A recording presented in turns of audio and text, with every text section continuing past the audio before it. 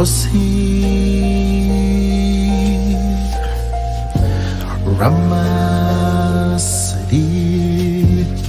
Motlodi Walefatsi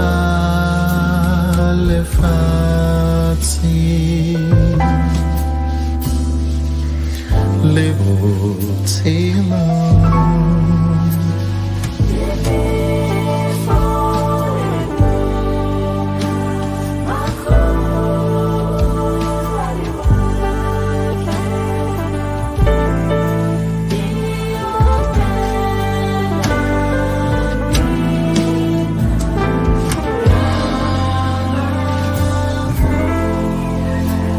Bossa, bossa, wena, oh, hosi, ya de hosi, ha, ho, yo, ho, haisa, cabo, kale.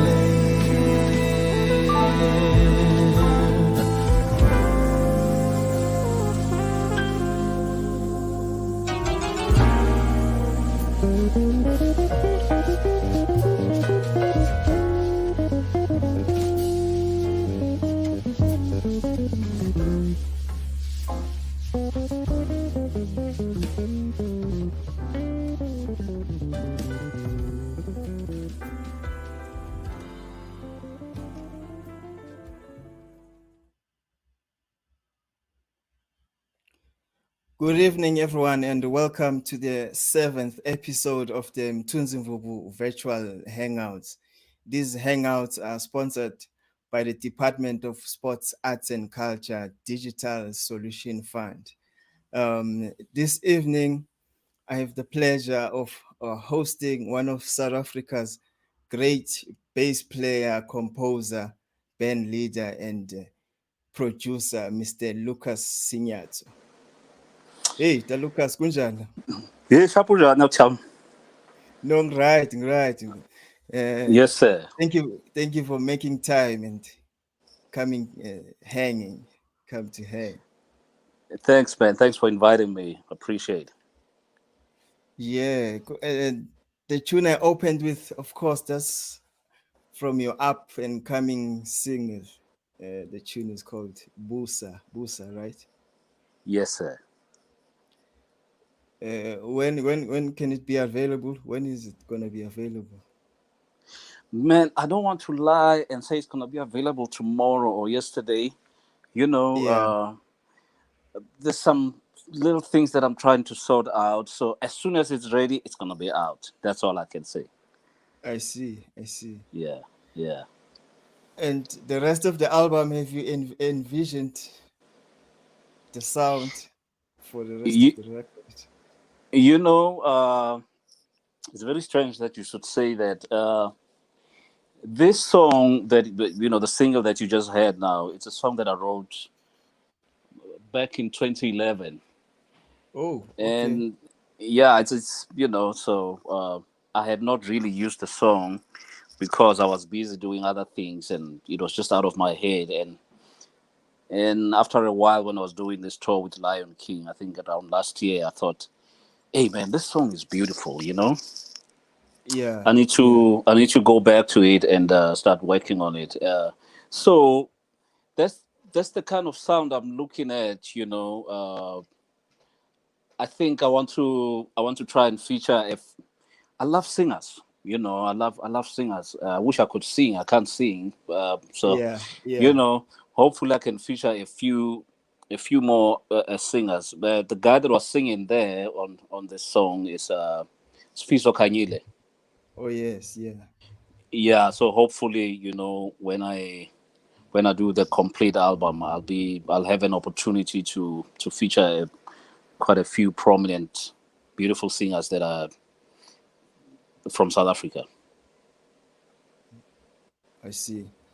Yeah. Sounds like it's almost like a continuation from your first album. Yeah, you don't want to Is it so? lose your audience. You still want to keep, there's a few people that like what you're doing, so you don't want to deviate too much from what you were doing before. So yeah, pretty much. Yeah, yeah.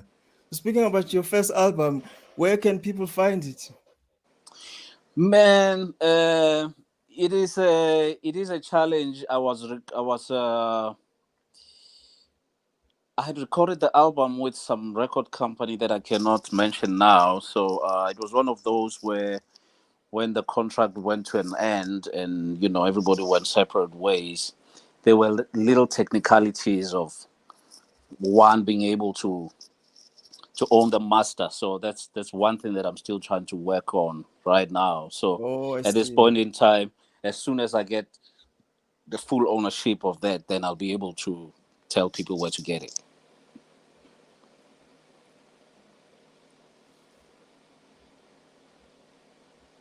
Oh, I see. I see. Yeah. Um, and this past Sunday, I was chatting to Brandi Oyenana, and he mentioned Yeah. that back in '88, he visited Mafike, and he came across you playing with some cats, and you were swinging your socks off. You still, you still remember that day? Hey, bro, it's so funny.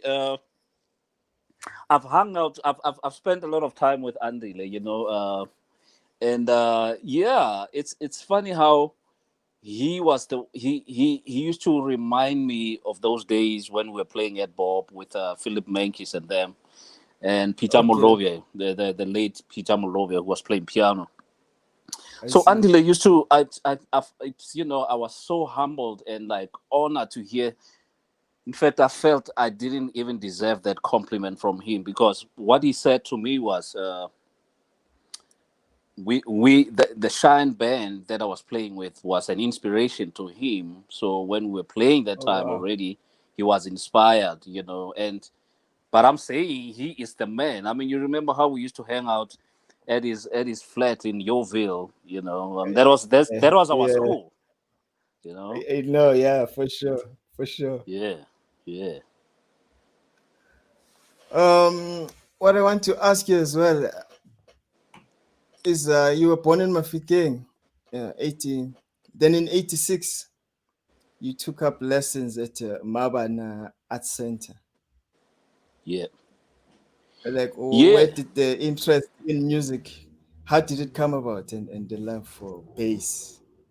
Man, I think bass chose me when I was a little teeny whiny boy. I must have been about around 5 or 6 years old. I had this thing inside of me, and I know you know what I'm talking about. I know you know what I'm talking about.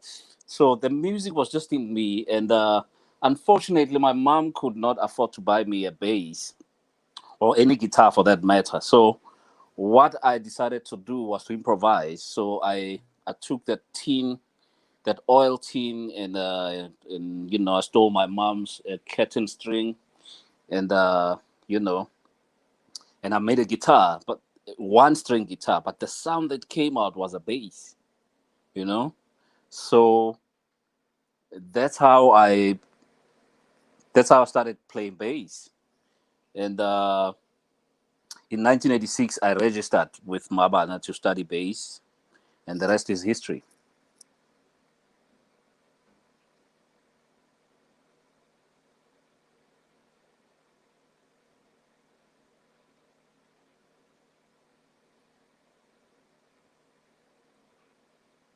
Mr. Mvubu, you seem to have disappeared from me. What happened?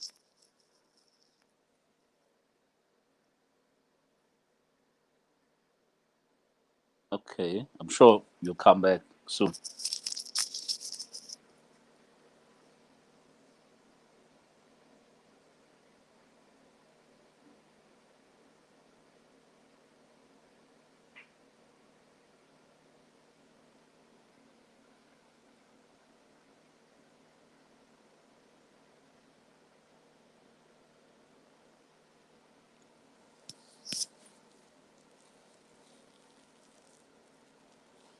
Well, if everybody is on and if people can see.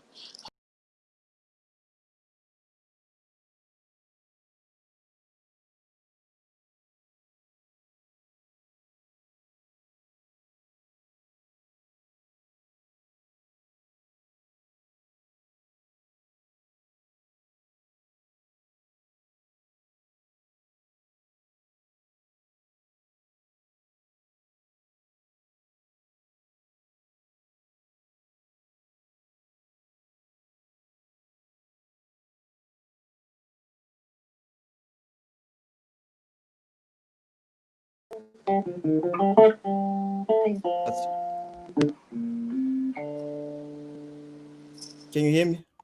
Yeah, I lost you a little bit right there. I don't know what happened. Yeah. No, sorry, my brother. It's the network.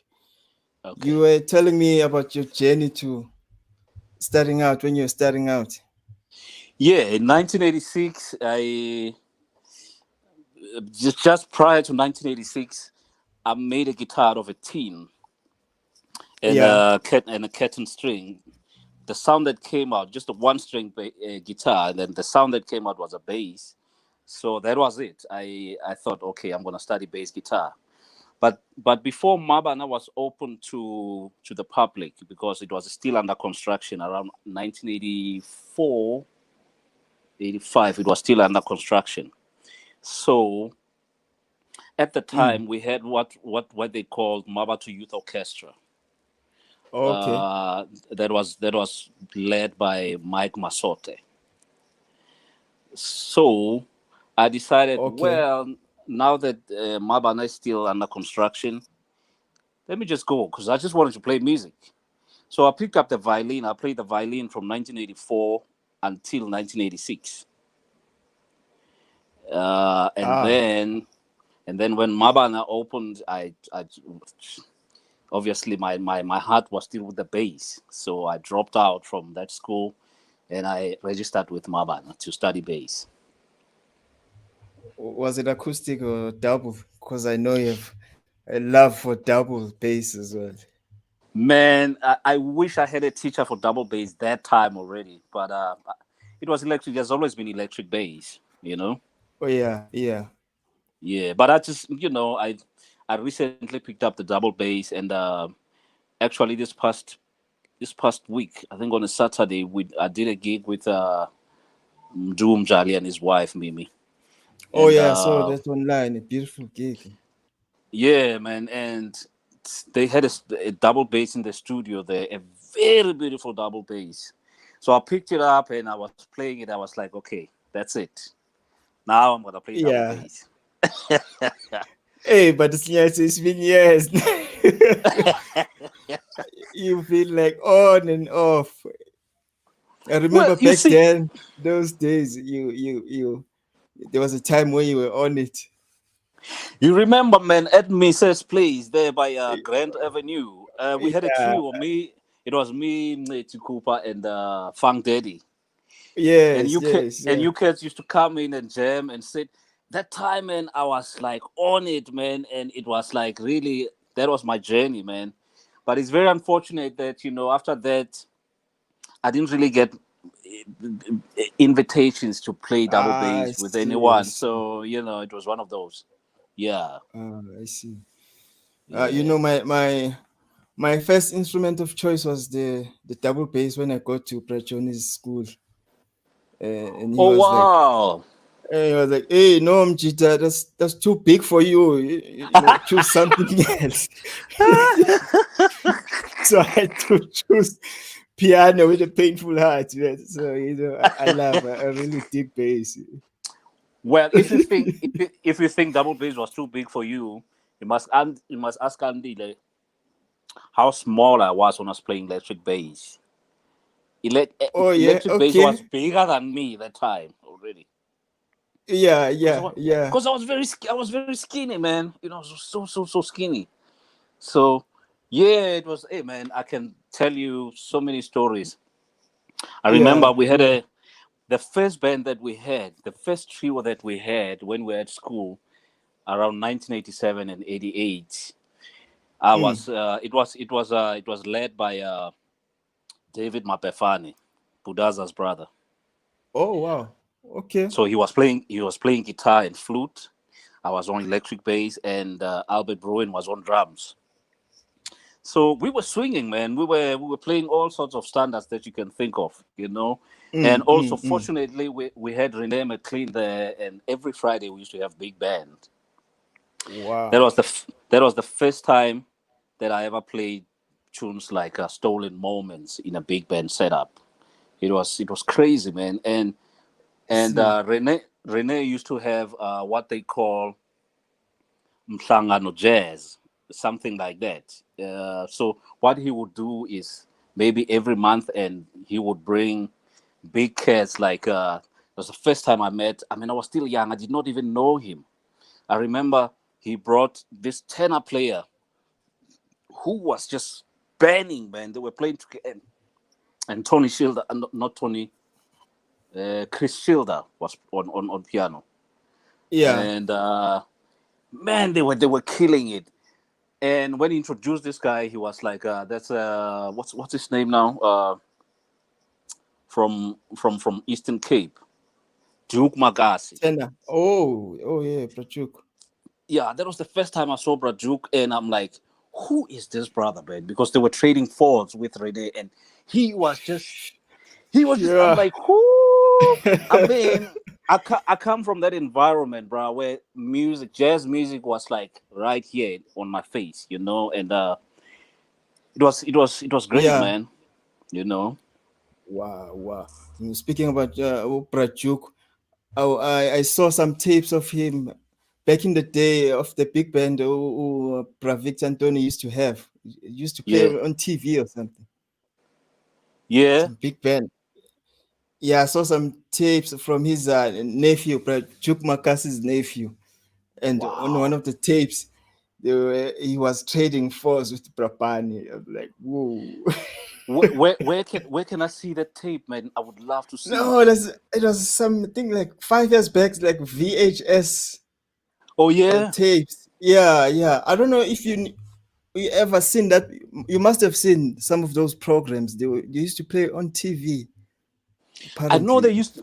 I know they used to have like a CCTV where there was like jazz programs. It could be Y- something like that. yeah, yeah, yeah, Right, right, right. yeah. You know, phew, Yeah, no, I know, Prajuk. Brajuk was something else, man. He was gone. So did you ever sit down with him and Well, check out some? you can understand something, man, Tunzi. At that time, we're talking around 1988. I was a baby, man. I was must have been around 14, maybe 13, Mm, 14. And at the time, I was not aware of jazz music. I So for see. me, this was like, okay, I'm trying to figure out. I remember the first time, because I mean, we grew up in the townships, and the sounds, the music that we exposed to is your Bayete, your Nafazi Ah, and the yeah, big dudes, you know. And I played yeah, club, yeah. I played club music where we're playing covers and stuff. But I remember the first time I ever heard a jazz song. I heard um, somebody was playing a Miles Davis song. I don't know what song it was, but when I heard those long notes on a muted trumpet, I got shivers, man. I'm like, what is this? And that was it. That Mm, was mm. it. I just flipped. I changed the script. I gravitated towards jazz, and I remember a friend of mine, Albert Bruin. Those years ago, he was into Chicoria Electric Band. Okay, So, okay. so that was the first time I came across John Patitucci, and I was like, okay, that's it. I'm in the right place. Yeah, yeah, yeah. Yeah, yeah, yeah. And in 1990, you around 1990, you replaced your teacher in some band. You took his Yes. chair. You took the So bread out of. You took bread out. How did that come about? Mthunzi, you are so controversial, my brother, man. don't know. It I it have to wasn't ask it this no, no, it wasn't like that. No, it wasn't like that. Okay. What happened was that these guys that were teaching us at that school were musicians that were playing at a hotel. They had a full-time gig at a hotel. Thursdays, Fridays, Saturdays, they used to play at this Okay. hotel, local hotel in Mabatusan. So, meaning that Monday, Tuesday, Wednesday, Thursday, Friday, during the day, they were teaching music. Okay. So, Okay. so my teacher decided to quit playing with the band and quit teaching at the school. This is back in 1990 now. So I Philip Menkes, who was the band leader, he called me. He said, "Hey, Lucas, man, we need you to come and replace your teacher here and join the band." So this was a baptismal of fire because I felt I was still young and I was inexperienced. Yeah. So was like, but no, Phil, can't you get like cats from Joburg, man? Because I'm still young. It's like, no, no, no, no, we want you. So for me, that was like another learning curve, going into school, because when you study your scales at school, it's not the same as being on the stage and being able to create melodies based on those Yeah. scales Yeah. and reading first time, because we're reading a lot. I I think see. when I look back now, my sight reading was much better then than it is now. Because when I came to Joburg in '98, uh, Mm, mm. a lot of gigs that I was doing, cats were not reading, man. It was like a person would just sing a bass line for you, and I'm like, what's going Ish, on here? I was what's really the shocked. It was a shock for me, man. I'm like, no, where's the chart? There was oh no back chart. then? Yeah. So yeah, I had to go with the flow. So when you don't do it for a long time, you sort of lose it. So I had to keep myself balanced by just when I'm at home, do some sight reading exercises just to be there, in case a gig like that comes across. Mm, mm, mm. Now, Yeah. speaking about sight reading exercises, what material or musicians kind of helped you to get the facility you have now and the approach you have on the bass in music? The musicians that really helped me, well, as far as sight reading, I mean, I was just getting any other material that I could get. I remember uh, I got a book from the book by what's this bass player's name, man? The old cat, man, gray hair, double Ron Carter? bass. Not Ron Carter, man. Jesus Christ, how can I forget this guy now? I mean, this the master, man. He used to play Yeah. with Dexter Gordon. You Okay. played with him. You played with him. He came to South Africa. Nyambone, just the name escapes me. Yeah, I'll remember him. I mean, that's it's yeah. But Yeah, but yeah. I got books like that, and when I was traveling with Brahu overseas, I would buy this book, that book, and just some material to check and some Ron Carter. Oof, Yeah. Ron Carter bass lines are just something else. I mean, I'm still trying to pick his brain because he is one of the best bass players ever. You know. Yeah, So no, yeah, true, stuff like true. that, and I think also, man, moving from Mafikeng, because I was in when you're in small town, you sort of think you okay, it's just me. I'm this young, cute little boy who's playing, and I've got it. Everybody loves me. Da da da da da. Then I come to Joburg, man. That's when Yeah. I realized that I have not started playing music at all. Because at the time when I moved here in 1998, I was not aware of harmony. Oh, okay. So yeah, harmony was just not. I mean, could play, but harmony was just not part of my vocabulary. So I was blessed, man, to be. I remember. I think around late '90s, '99, 2000. That's when I met with Andile. and Yeah. I used to hang around in his flat a lot. Mm, You know, mm, him mm. him and Heavy would just be waking up, just in boxer shorts. He picks up the double bass. That's how early I would like really be forcing my way in that flat. Like, I want to stay here Yeah. and learn. Yeah. you know, Yeah. and these guys would be playing. Uh, Now there was a prior to that, man.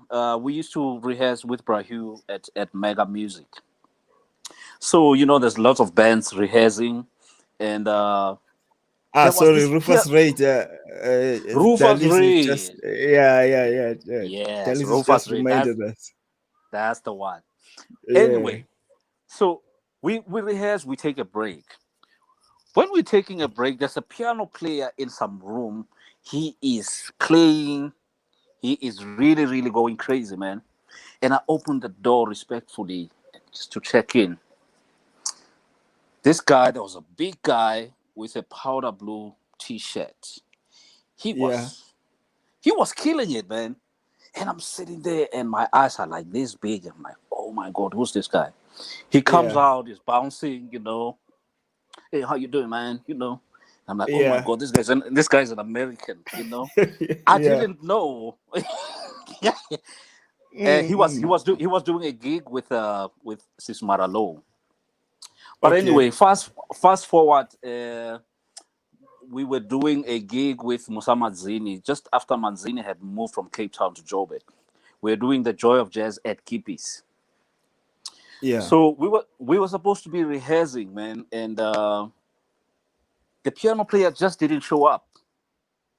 And I kept asking okay, Musa, where's the piano player, man? It's like, don't worry, he'll come.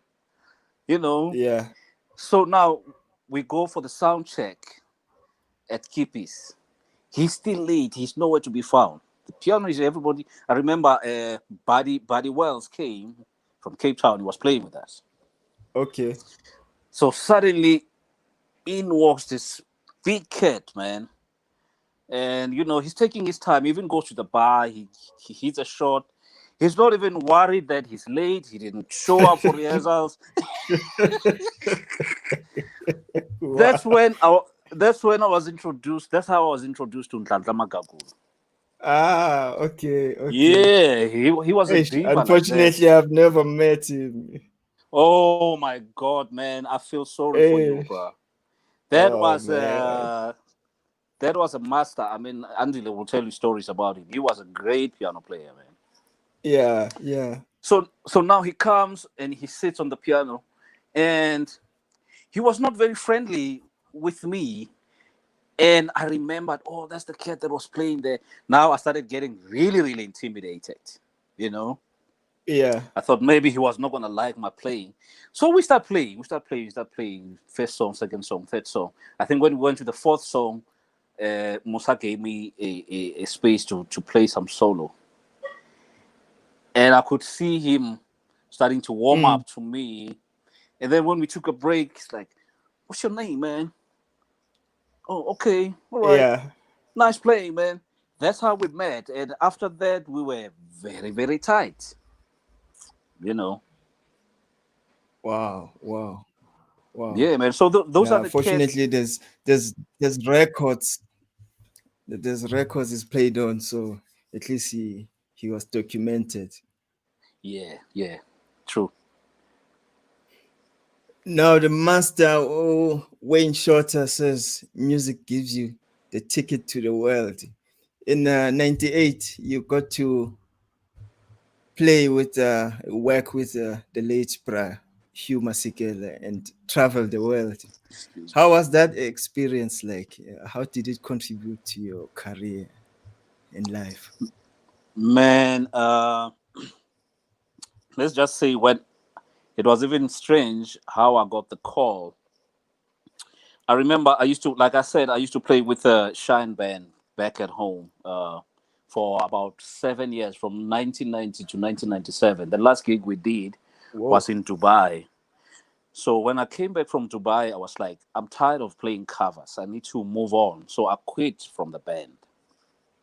But Okay. then 1998, reality started hitting me because now I'm sitting at home. There's no work. Uh, my ex-girlfriend was pregnant with my firstborn daughter. Yeah. Uh, Man, I was like, oh God, what am I gonna do? So I called a friend of mine. I think you know Andile and Anna's ex-wife, Kathy. Yes. Yeah. I Yeah, so remember her. Kathy and I were friends back in Mafike. So I called her. I said, listen, things are a little bit bad here, man. Maybe you can hook me up with a because I've got a degree in communications.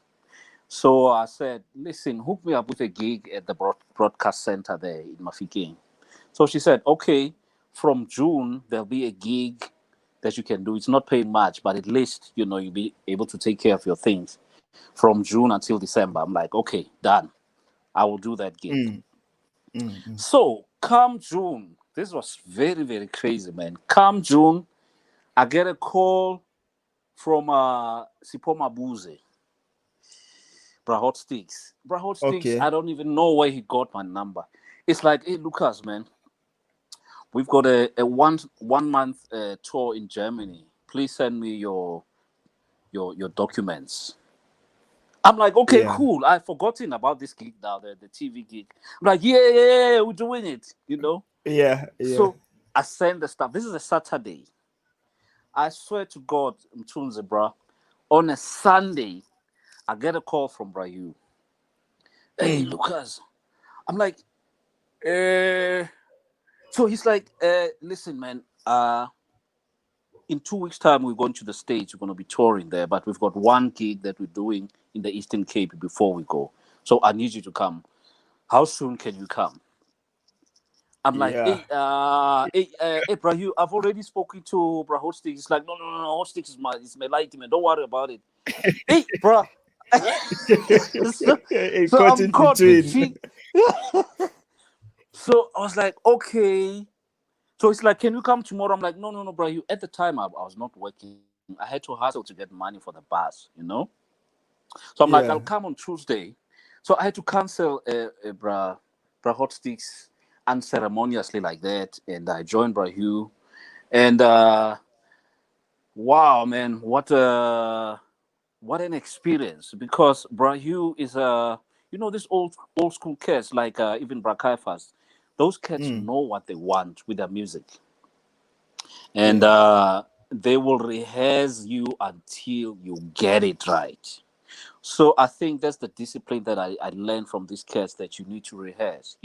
I mean, with us jazz Yeah. musicians, you know how it is like, man. We it's not that we are lazy to rehearse, but it's just that sometimes spontaneity is probably the best thing, because when it's too rehearsed, it becomes too clinical, it becomes too clean. So we like to Yeah. leave Yeah. room for space, for freedom, for us to, as long as I've got the structure, I can do. So sometimes we get misunderstood. People think we don't want to rehearse. I mean, if you give me the song, if you're gonna give me an audio, Yeah. or Yeah. if you give me the chart and I go through the music, if I know it, let's go play. Don't make me rehearse for 24 hours. But I think different folks, Yeah. different Yeah. strokes. So some cats want it well done. So yeah, playing with Brahim, man, touring the States and everywhere else over the world, all over the world, it was a great experience. So it was your first gig in Joburg? That was my first gig in Joburg. Yes, yes. Ah, okay. So how did you adjust from the charts to the ear? Hey, no, that it was one of the most difficult things. I think now I understand. I think I understand how classically trained musicians struggle with moving from the chart to the ear. It's you gotta be Mm, mm, streetwise, mm. man. You gotta be able to get the balance. It was a Yeah. bit of a challenge in the beginning, but I sort of got used to it.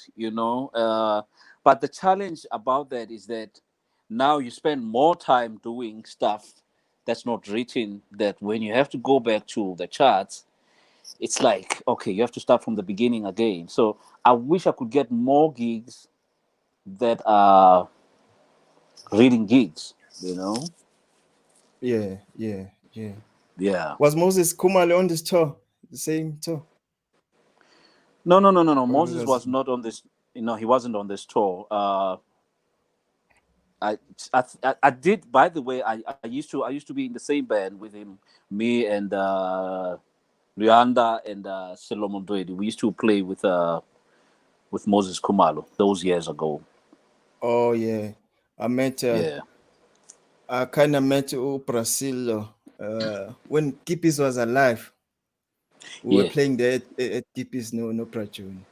And yeah, he was going out and we were going in, and we also had chats, and he was yeah. like, hey man, lidlala ka di menu.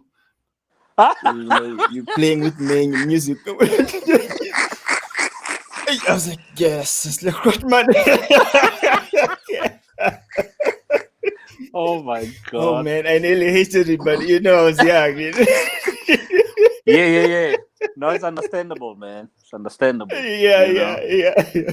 No, Yeah, baddest drummer. yeah. It's one of the best. Are there any records that you find yourself going back to now during this lockdown? Yeah.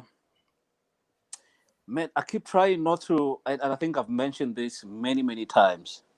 I keep Mm, trying not to go back to Coltrane's Love Supreme album because I don't know, man. Every time I listen to Coltrane, I just get messed up, because I get into that zone and it's a bit difficult for me to come out. I remember listening yeah. to Resolution where they were playing it live somewhere in 60 something, 65 or 60. Jesus Christ. Mm, mm. When McCoy Tyner started playing the solo, I felt like the whole world was crumbling down. That was probably the Yeah, yeah. best gig that these guys have ever done. It's yeah, I go back to stuff like that and Jerry Begonzi, Oof. Ooh. oh, man, man, man, man, man, man. Yeah, that's So involved. Yeah. oh yeah, oh yeah. So yeah, you can never get enough of these cats, man. When you think you've heard them, you go back and you listen. You're like, okay, I didn't get this one. You know. Mm, mm, mm, mm. Yeah. And now, 98, and fast forward 10 years later, you record and tour with the internationally acclaimed pianist Keiko Matsui. How did Yeah. that come about? How did that come about? This was a gig that was organized by T Music Man. We, Okay. we we used to do a lot of work with Brad Pitt. That there was some. I mean, I used to. By the time when I was playing with Brahu, the first time, he was managed by Peter Tladi. I see. So that's where our relationship began. And so when Keiko came here, they recommended me, Tale Machene, Lawrence Machiza, and Rob Watson. So that's how we got this gig. We recorded first in some studio in Joburg, and after we had recorded, I think a few months later or a year later, then we went on a tour in Japan. It was great, man. Yeah, yeah. Did you only tour Yeah, Japan? yeah. We did only Japan with her, and I think the last gig that we did with her was the Joy of Jazz in Joburg. Oh, okay. Okay. Yes. Hmm. And some years back, I remember one of your songs was a theme song for a show on radio, Yeah. and you had some issues with getting the call Hey. and getting paid. How did you resolve that? Did you get it resolved? Yeah, it was like it just went like it was resolved. It was 251. Yeah, nice one. Didn't know where you going with that. Well, well, it took a while, but eventually, it got settled. Yeah, I mean, Yeah. that's the business side, man. What advice would you give other musicians out there not to fall into the same trap? Bruh, I think first of all, before I even go into that situation of getting royalties and stuff, I mean, I think almost all of us musicians have had some challenges with some role getting paid or whatever the issues. But I think what is important is for us to always remember that we need to have ownership of our publishing, because that's Ah, our yeah, bread, man. That's the bread for our children. And you see, here's the thing: record companies don't want us to own publishing. If they sign you and you own a publishing company, chances are they are not going to support you in terms of marketing you, even if you have potential, because they want to have a slice of that thing, and that's ownership, man. You cannot afford to give them what's your brain. That's your brain, so you yeah, can't give it to yeah, them. So uh, I think ownership is very, very important. It's challenging though, because now when you go, a lot of us musicians have decided to go the independent route. The yeah, challenge yeah. then, therefore, is when you go independent, how are you going to take care of the business in terms of paying musicians, paying a publicist, a marketing team, da da da da da. Those are the challenges that we have. But I'd rather we struggle like that and find other solutions than giving your publishing to somebody else. Yeah, yeah, yeah. Yeah, yeah, Your years hard work, your life, your kids' bread. yeah, man. Mm. No, no, I hear you. I hear you. One more last question, my brother. Man, what lessons would you give to your younger self about the music industry? What would you say to your younger self to watch out for, check out? Man, there's a lot of exploitation happening out there. I'm sure, Mthunzi, I mean, we've been in this industry for a very long time, bro. And by Yeah, the way, yeah. before I get into that point, let me just say, uh, I remember you used the first time, you can correct me if I'm wrong. The first time I met you, man, was when you were at Davidson at that school with Bra Johnny Okay, Merkwa. yeah. We were doing some gig with I think Bravik. September. Or did you You come remember? to the school with Bravik? No, no, no. When Bravik was doing his big band thing, you were Oh, part of yes, it. I yes, think that's yes, I think yeah. that's when we That's the. met. No, yeah, that's right. Yeah. And man, you just, of all the other students that I saw there, you stood out, and I'm like, who is this cat, man? You were just big. You were just old. You had an old soul, and I mean, I So just fell in boy. love with your playing from that time, man. But yeah, I mean, the advice that I can give to the young cats is that, don't rush into this fame thing. A lot of us have been there. We've been on TV, we've been on radio. That doesn't mean anything if you don't Mm, own your things and get the paper, you know? mm. So just make sure that you ask and seek for legal advice. If you get a contract, if you're supposed to be signing a contract with somebody, get legal advice. Don't just sign, Yeah. you know? And what do you think about this, the statement of this industry in terms of like standardizing stuff and the state of union? Do you think that we will ever get a union that's really for the musicians and for musicians only? That's a very tricky one, my brother. What? you're putting me on the spot. So Uh, it's been a struggle for the longest time. There's a couple of unions that came through, and you wonder if this one will work, if that one is not going to work. But I must say, I recently joined a union called TUMSA. I don't know if you've heard about it. oh yeah, Doomsa, yeah, Uh, it looks I, like f- it's I gonna be feel like better. that's the only legitimate um, union that's really doing stuff, for musicians. They're really fighting. I mean, I get correspondence almost every other week or second week. They're Yeah, keeping us yeah, posted as to what's happening. So I think I like the transparency, because in the past we used to be part of unions, but there was no communication. You didn't know whether you're coming or going, and we didn't see anything that was happening in terms of the union fighting for us to get something. So uh, I want to give them a benefit of the doubt, and hopefully, they will get things rolling as time goes on.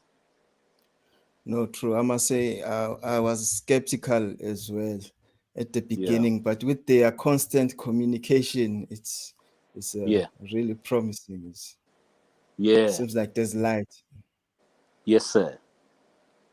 Now, with all that being said, I'm really looking forward to your single and second record. Ngicela Yeah, man. usivalele le nkonzo. Okay. I don't even know what I'm gonna play, Mr. Mvubu, but I will try and find something here to play. Cool. Um, Now that you got a, what's your next album called, by the way? The first gospel. The First Gospel. So we're Yeah. gonna go to based on that, we're gonna go to church. So Ooh, yeah, it's So let's try this. okay, cool.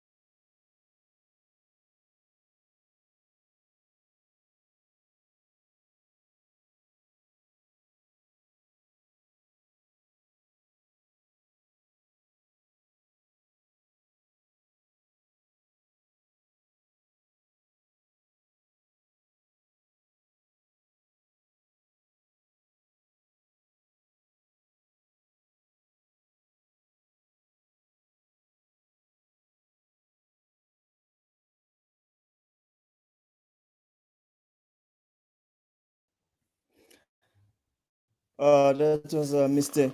Lucas Signato. Sorry about that. I'm having network issues.